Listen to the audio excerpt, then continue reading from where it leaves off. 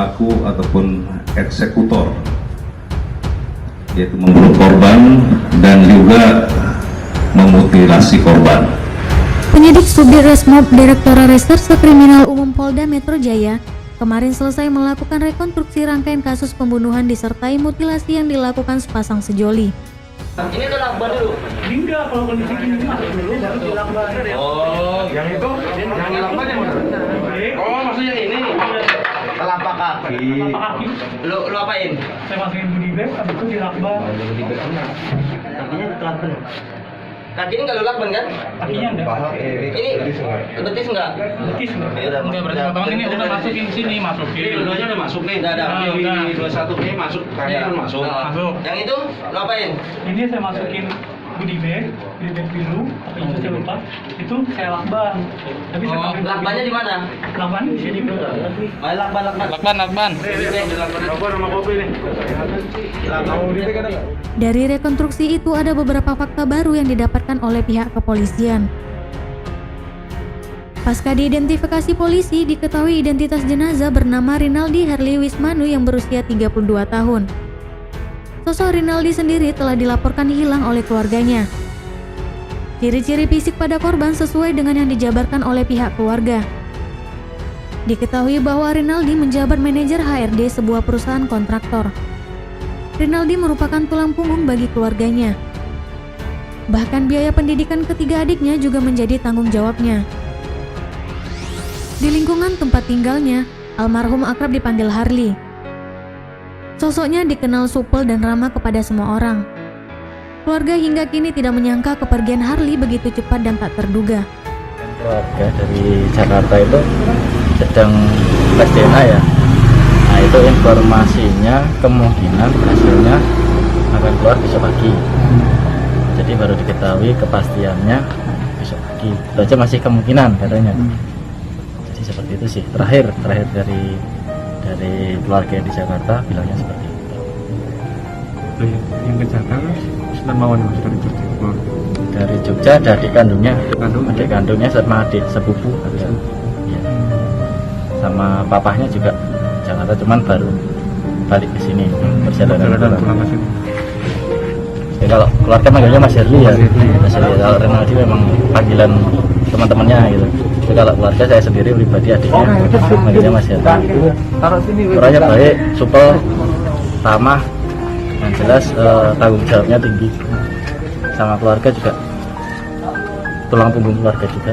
Mas Herli itu sama adik-adiknya juga, dia nyekolahin adik-adiknya juga seperti itu. Dia empat bersaudara, jadi dia nomor 1, adiknya masih ada 3. Dulu kuliahnya di mana Mas? Untuk S1-nya di UGM, S2-nya di Jepang, Tokyo University.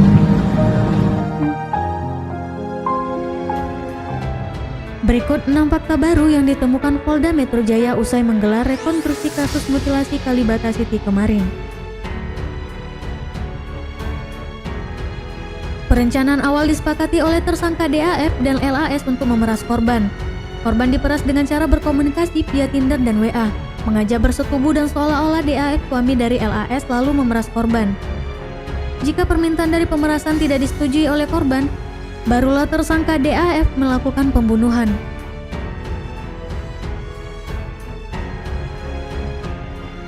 Sebelum korban dieksekusi, tersangka LAS dengan bujuk rayunya meminta password handphone korban.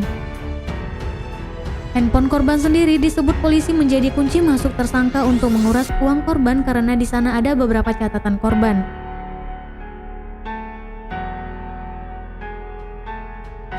Polisi menyebut tersangka DAF belajar secara otodidak dan melihat dari media sosial cara memutilasi.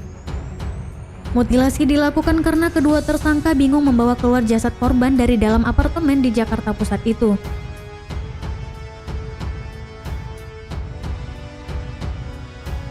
Jasad korban ternyata didiamkan selama 3 hari di dalam kamar mandi apartemen Jakarta Pusat sejak tanggal 9, 10, dan 11 September 2020.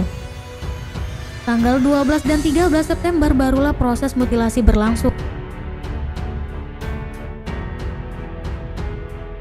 Usai mutilasi, ada 2 tahap pemindahan potongan tubuh korban dari apartemen di Jakarta Pusat menuju apartemen Kalibata City, Jakarta Selatan. Ada 2 koper dan 1 ransel sebagai media pembawa potongan jasad korban.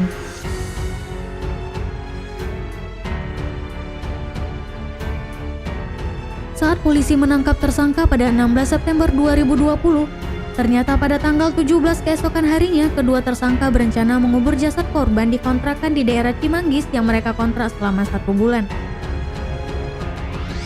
Atas perbuatan kedua tersangka ini, polisi mengenakan pasal 340, 338, dan 365 KUHP. Mereka terancam hukuman hingga pidana mati.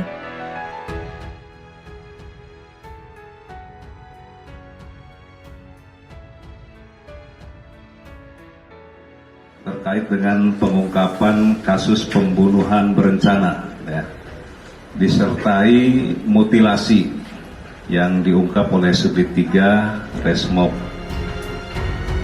di Treskrimum Polda Metro Jaya. Adapun